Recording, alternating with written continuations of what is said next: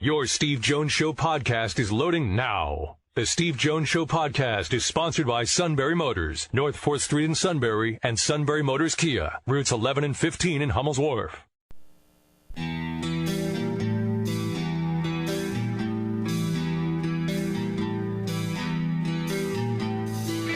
Sports talk where your voice counts. This is the Steve Jones Show on News Radio 1070 WKOK. Now from the Sunbury Motors Studio, here's Steve Jones.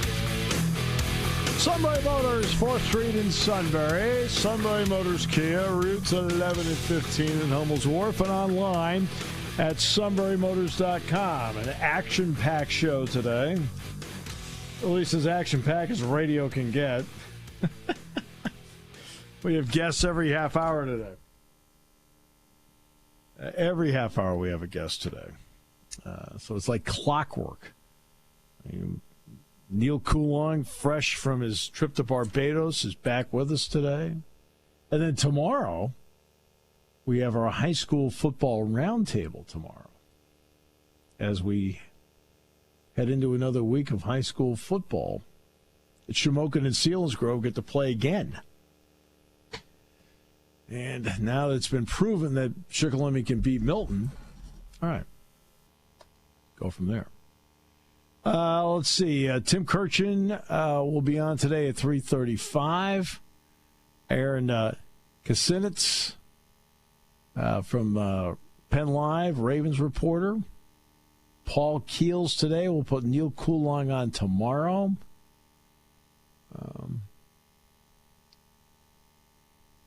And Rob Motti's on tomorrow. Covers for the Eagles Cowboys in what has essentially become a thoroughly, completely meaningless game in the NFL. Yeah, it determines a division champion, but determines the right to be eliminated in round one of the playoffs because, like, your division's bad. Oof, brutal. And now a fire sale in Dallas, too, so lots to talk about. Fire sale? Yeah, Everson Griffin's gone, and they're going to be cutting 2 more vets today, probably, if they can't trade them. Yeah, it's like, I think you mentioned Everson Griffin yesterday. I said, yeah, balance of power just changed. Really good, not great. But, all right, before we get to the various guests today, well, I'll talk to this about Tim as well. Last night, to me, analytics are really an important tool. I don't think you can have enough information. And these people that put together analytics for fans, teams, they're brilliant. They look at different elements and they come up with stuff as to reasons why not, and so forth. I think that's great. But it is a tool. It is not the be-all, end-all. Just like Metallica feels it needs a little extra bump on this show. I got it. But when you sit there and then decide that you're going to manage by it, and not allow your eyes to see something that numbers can't see, you run into a big problem. Kevin Cash did that last night. It is obvious to anybody watching the game last night, and I'm not saying he's going to throw a complete game, but a guy that's at, 72, 73 pitches, has given up 2 hits, he has struck out 9. He has not walked a batter. You have to be standing in that dugout and say, analytics be darned. All right, that guy right now is my best chance to win the game. Now, you may get to 100 pitches. Maybe it's in the 7th inning, whatever it may be. And then you have to make a move. But he gives up a 1-out hit, a single to left of the number 9 hitter. Now, this is what he has coming up. And, you'll get and analytics will tell you, third time through the order. Hey, look, there are no national championship banners at MIT. I've seen it.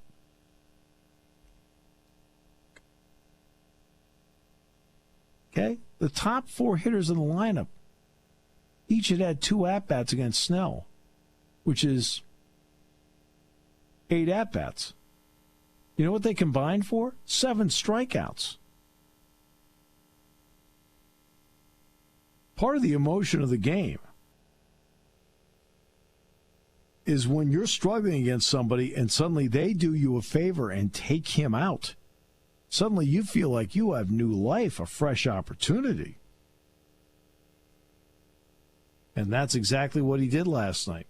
He managed by his analytics book and got burned by it. Now, there will be those who will say, well, how did they get to the World Series? Because he made moves like that all season long. This is the World Series. It's a different deal in the World Series. I've got a guy out there right now dealing. And not only that, not only did he manage against common sense, but he managed against the book. Mookie Betts has been struggling with left-handers. He brought in a right-hander. Mookie Betts, I think, is hitting 218 against left-handers this year? He brought in a right-hander. Like, what are you doing? And he also brought in a guy, so he takes out a guy that the Dodgers are really struggling with, and he brings in a guy that has given up a run in each of his last 5 relief appearances. Now, exactly what did you think was going to happen here?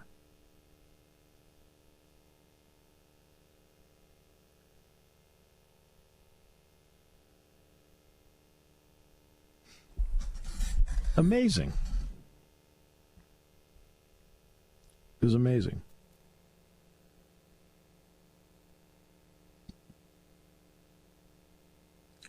I think it was a combination of the books, once again, ruling the world, and panic just a little bit because, oh man, he's cruising. All of a sudden, I still only have a 1-1 lead, and somebody got on right off the bat. It was the 9th hitter. He's like, oh man, I gotta make a move. If it were the 8th inning, and he's thrown 104 pitches, let's just pick random stuff. Then yeah, and that happens. Take him out. He's giving you everything he can give you. He hasn't gone to 110 pitches in a while. Makes total sense. But not at 72, 73 pitches, cruising along, blowing them away. What? He's supposed to throw a no-hitter? I was listening to Rick Neuheisel today. Now, Rick Neuheisel, former head football coach, Colorado, Washington, UCLA. And he talked about how he grew up loving baseball, but he doesn't have a team because he grew up in Arizona. The Diamondbacks weren't in existence when he was growing up. He said he's watching the game last night. He says the game's unrecognizable to him.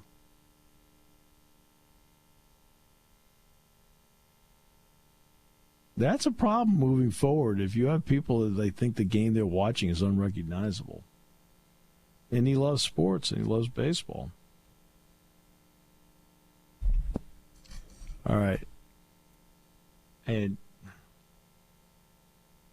I'll tell you, the biggest, if I had to pick one area where analytics does make no sense to me, and how often have I praised the numbers? Okay, you have more than me. As a useful tool, the whole thing. Oh yeah, that's fine, but you have to use it. It's the part where a strikeout is like any other out. What in the heck are you talking about? The guys who strike out, they walk back, go, oh, well. It's not like any other out. When you put the ball in play, you are putting the defense in peril. I mean, Did you see the end of the Rays-Dodgers game the other night? Ball was put in play, and all of a sudden, all heck broke loose. That one makes no sense to me. Runner on second, nobody out. Ground ball to second base, runner goes to third. Okay, so what was better? The runner going to third, where you can score a wild pitch, a pass ball, an error, a base hit, a sacrifice fly, whatever it may be. Okay? Bad pickoff throw. Okay. Or striking out and he's still at second base. Right? What's better in a team game? And that's why that one, that's where, to me, that's where the analytics people lose me. Where I sit there and go, okay, have you watched any games? The strikeout's like any other out? No, it's not. The strikeout has finality to it. A ball put in play brings with it possibility. That's called sports. Hey, it's not called, the Pythagorean theorem. Okay, David writes, Steve and Jack Kim. Steve, I'm a podcast listener, so I'm usually a day or two behind the broadcast. The reason that people know about and are watching the webcam of you and Jack is that we sync our TV to the internet broadcast on the PSU app. The chatter during the break and the reactions are great, like when Jack flips his hat backwards when he's really getting into the game, which is true. Especially while he's describing replays as to what happened on the field, and he is one of the few who can actually explain why. We are not distracted. We are still watching the game. P.S. What were you eating from the Ziploc bag? All right, Dave from Jameson, Pennsylvania. I can tell you exactly what I was eating from the Ziploc bag. It's not something first of all, the only thing I had before the game on Saturday is I had a cup of coffee and a bagel before driving from Indy down. We knew there was not going to be any food in the press box, but I didn't have any. Well, Jack always brings from home, always, a bag of organic grapes. And he and I snack on the organic grapes during the course of the game. That's our snack. So that's what's in the Ziploc bag. Seriously. That's what's in the Ziploc bag. Interesting in-game snack. I like it. Well, it's healthy. Well, yeah, definitely. And Jack does nothing but eat healthy. Because of him, I've been eating healthier. And then he'll kid me once in a while. I'll go and I'll grab like 4 grapes or whatever, and he'll look at me and he'll say, Steve, it's not a buffet.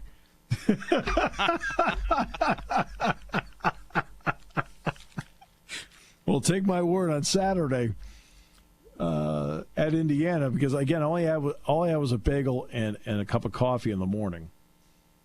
At that point, it was getting, 5:30. I'm glad he brought them, because to me, that was kind of like what kept me going a little bit, because did need to get something into me. I couldn't just keep having water. But yeah, Dave, thanks so much. Appreciate the commentary very much. So I'm glad you're not distracted. I'm glad you're watching the game. I'm glad that we can bring something to you. And yes, the Ziploc bag, those were organic grapes. For anybody who's watching. All right. Take a break. Come back with more in a moment. Great to have you with us today. Brought to you by Sunbury Motors on News Radio 1070 WKOK.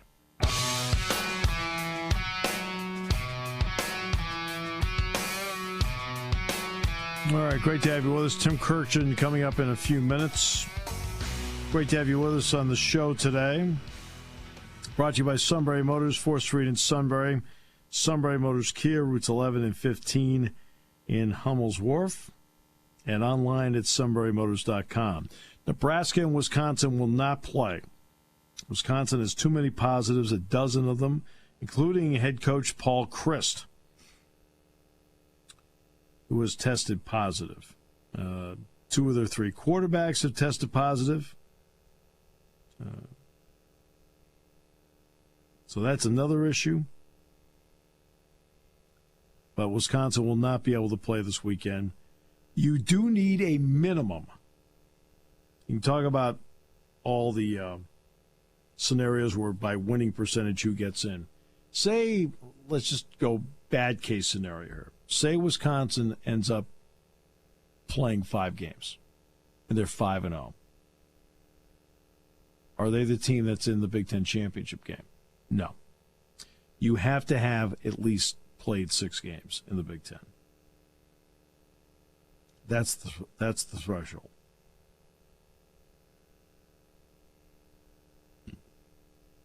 So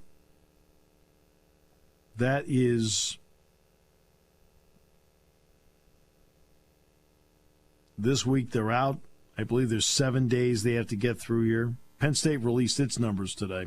1,304 student athletes tested, or 1,304 tests administered to student athletes and the athletic department, so forth. 13 positives and I think 5 pending.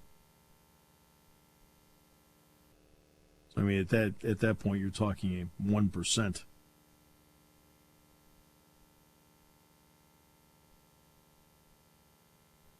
And that is not where Wisconsin is right now.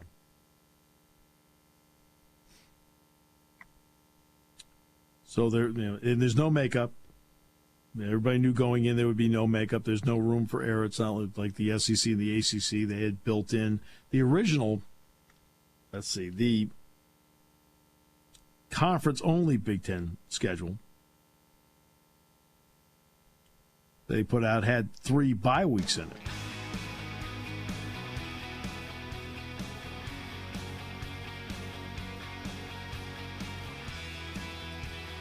Well, this has none, so Nebraska and Wisconsin gone.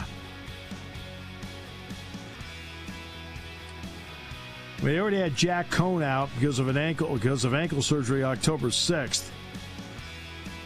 And for Wisconsin, it's 6 student athletes and 6 staff members, including Paul Chryst, tested positive. Because of that puts them over the threshold. Graham Mertz is out 21 days, and it looks like Chase Wolf is also in the same category. That would have to be out 21 days. Tim Kirkjian, next half hour, brought to you by Sunbury Motors on News Radio 1070 WKOK.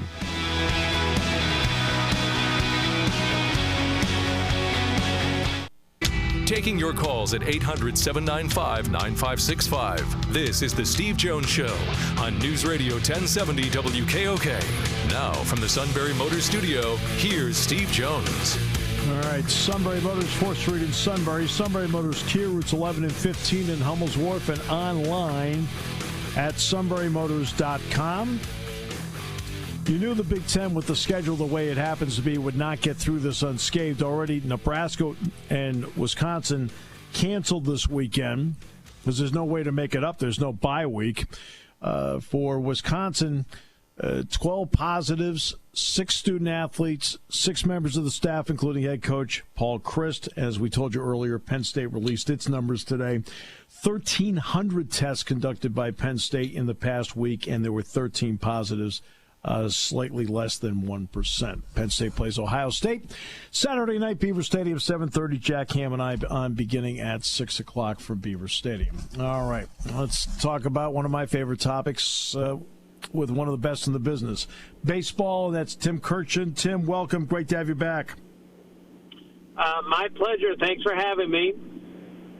All right, let's start with this. We know what happened with Turner last night, so would there have been a Game 7 if the Rays had rallied tonight?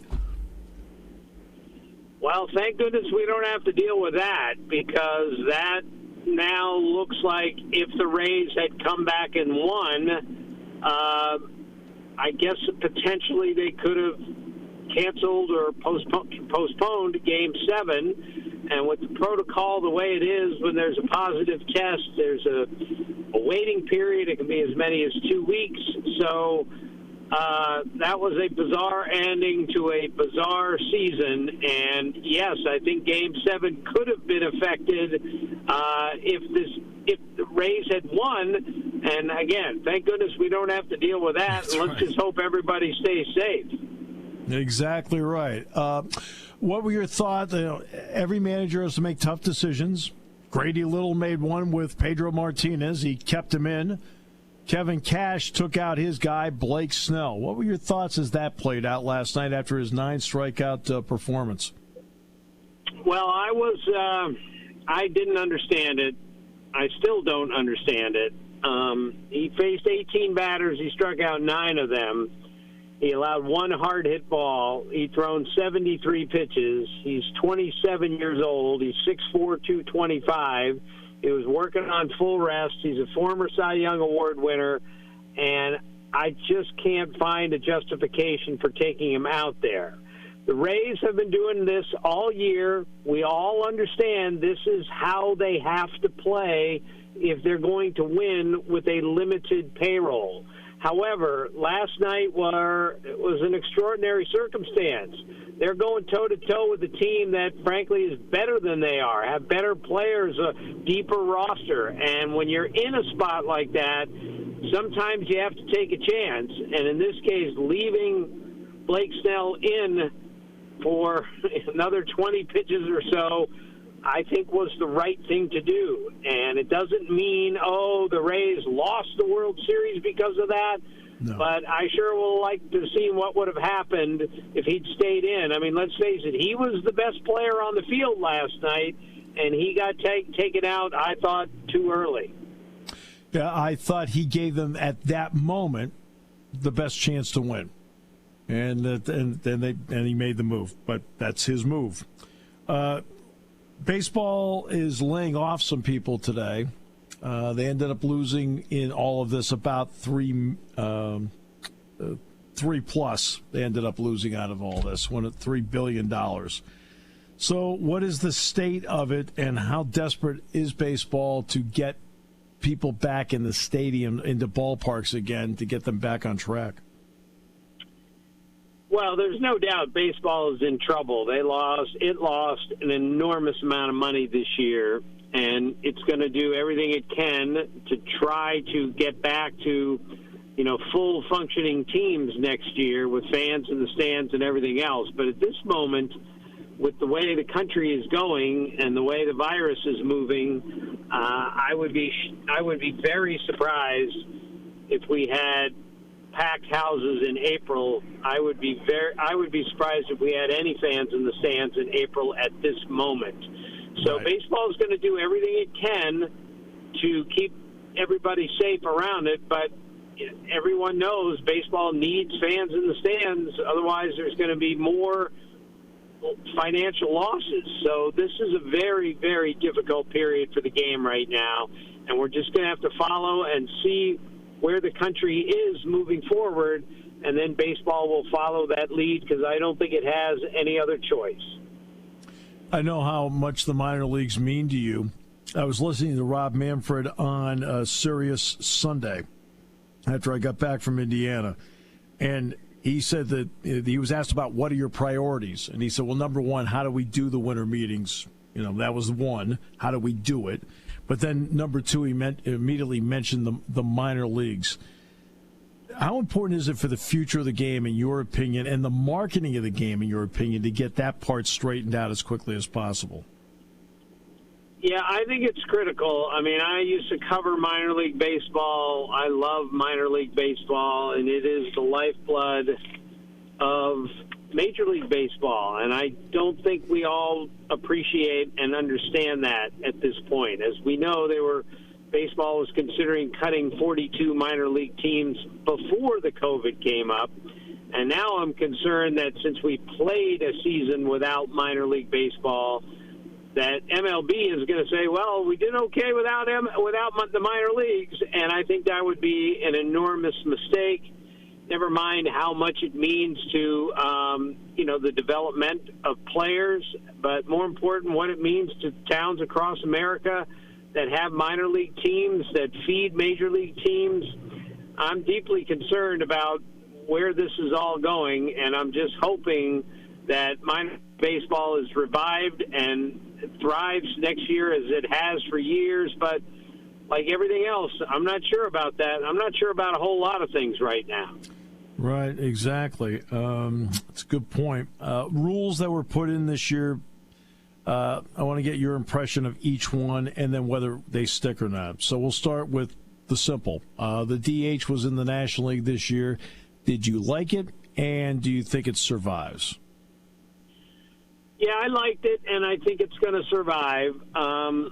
I just want the same set of rules in each league. I wouldn't mind the pitchers batting in both leagues, but that's not going to happen. The DH can save on injuries. It keeps pitchers off their feet. It keeps them from getting hurt.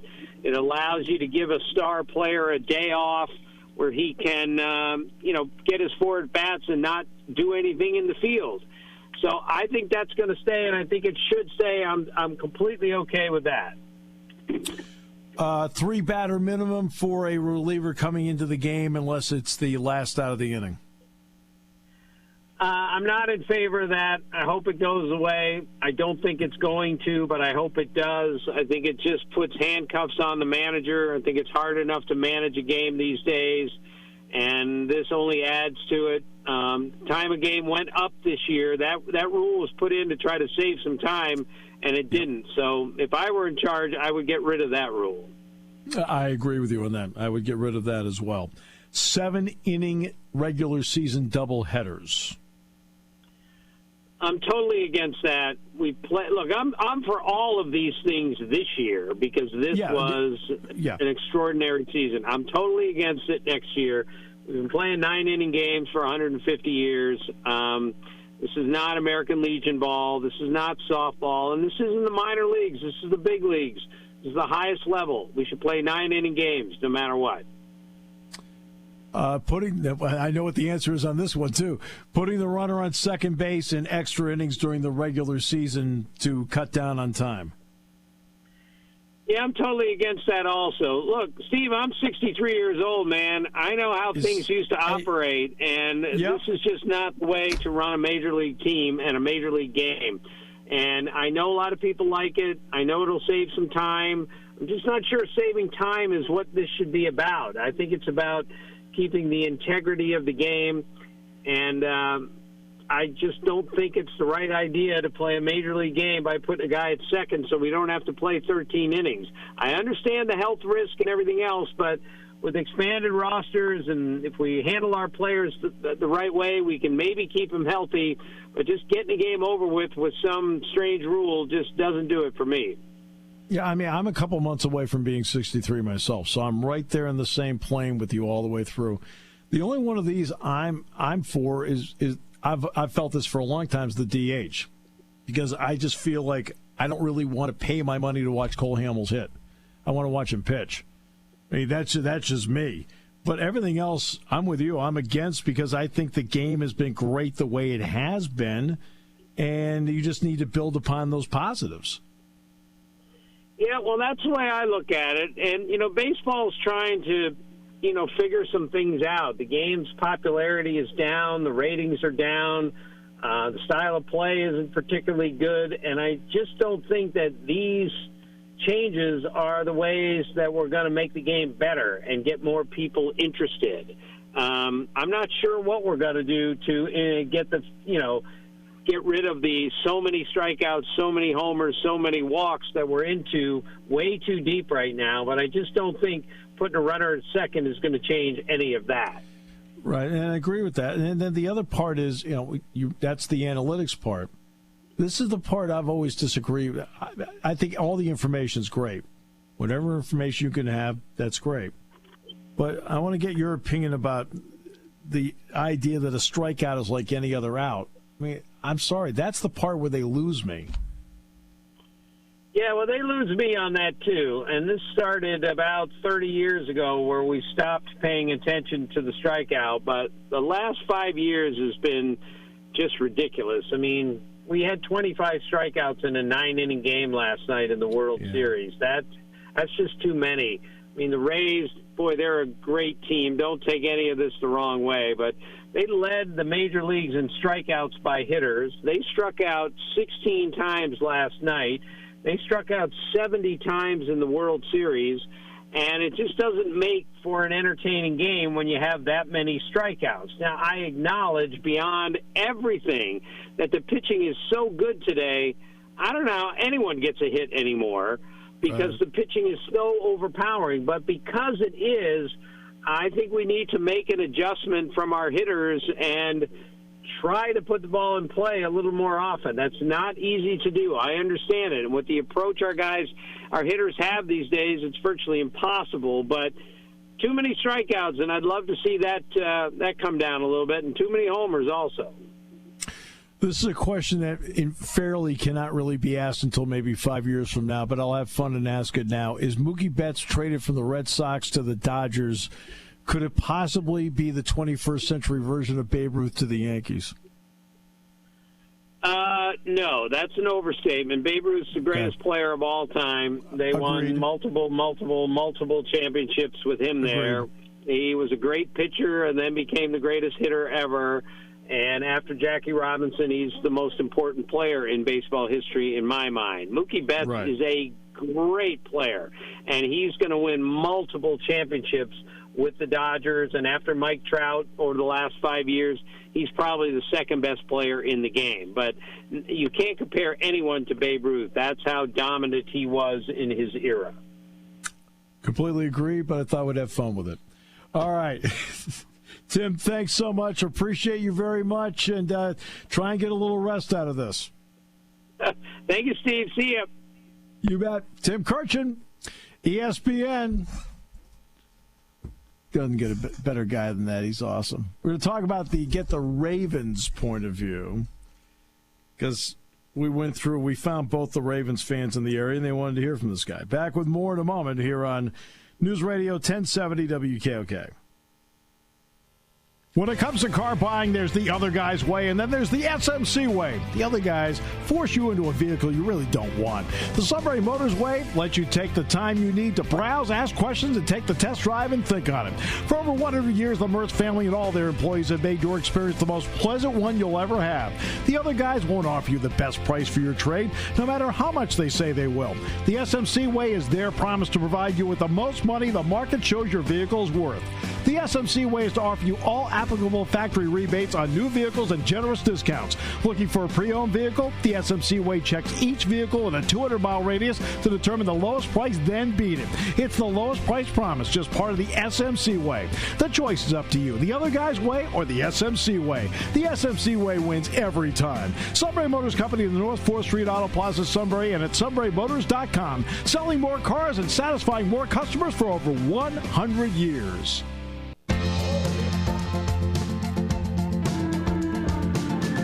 Listen to that highlight, and I feel awful about it. I probably should have said Clifford saw what I saw.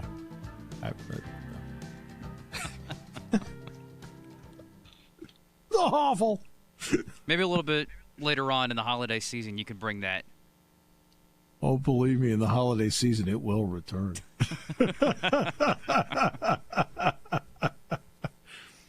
All right. So, Penn State has Ohio State Saturday night in Beaver Stadium at 7:30. There's been a lot of talk, obviously, about taking knees and not running the play on the touchdown. All right?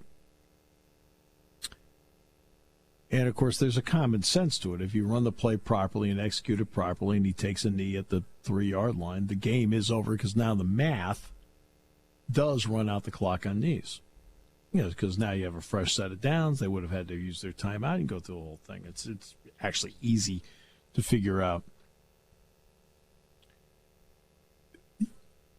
The person that is taking all the heat for this is the head football coach.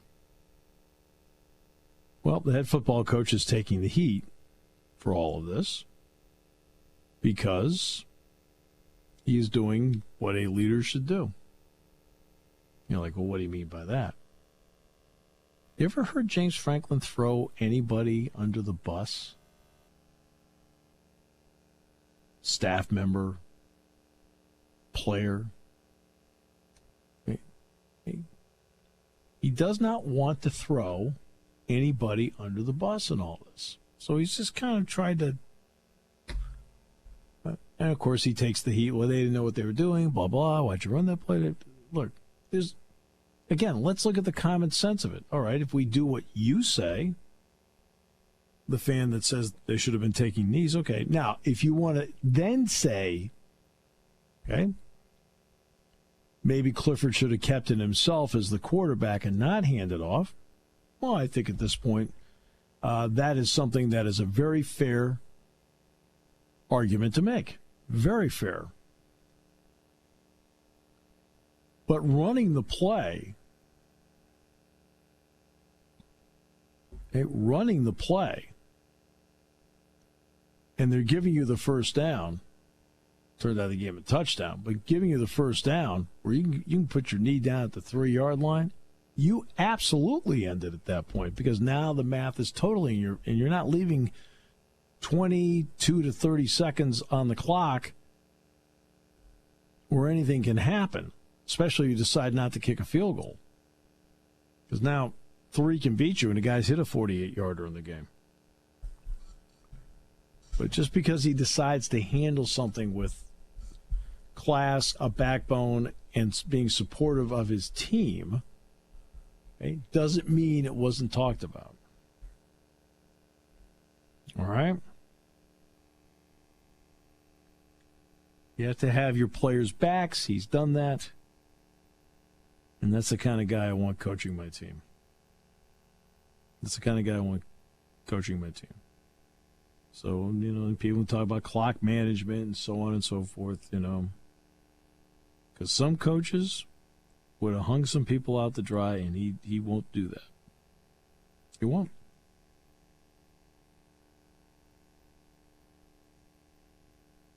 All right.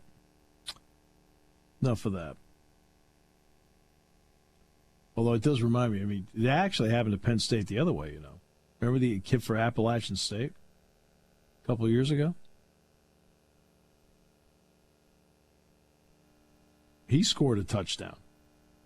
And their coaches were like, and he gave Penn State an opportunity because of to come back and tie the game because they didn't go down at the 2-yard line. Appalachian State did the same thing. Penn State won that game in overtime. So it's not as if it's a situation they haven't been through before because they created the situation so they could tie a game in the opener a couple of years ago. Scored a touchdown in overtime. I think Miles Sanders, scored it. And then Amani Oruwariye broke up that pass in the end zone to end it. So it's not like Penn State hasn't been through that situation on the opposite side before.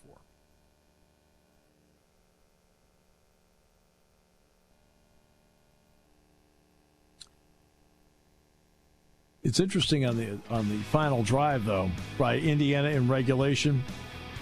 Indiana did a great job on that drive, some tight windows they threw the ball into, but they also never had a third down on that drive, not one. All right, we're going to talk about the Ravens because we've had so many people saying we want more Ravens stuff on here.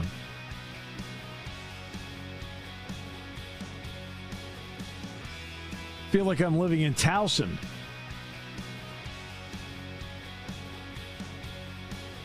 All right. Today's show brought to you by Sunbury Motors, 4th Street in Sunbury. Sunbury Motors Kia, routes 11 and 15 in Hummel's Wharf, and online at sunburymotors.com.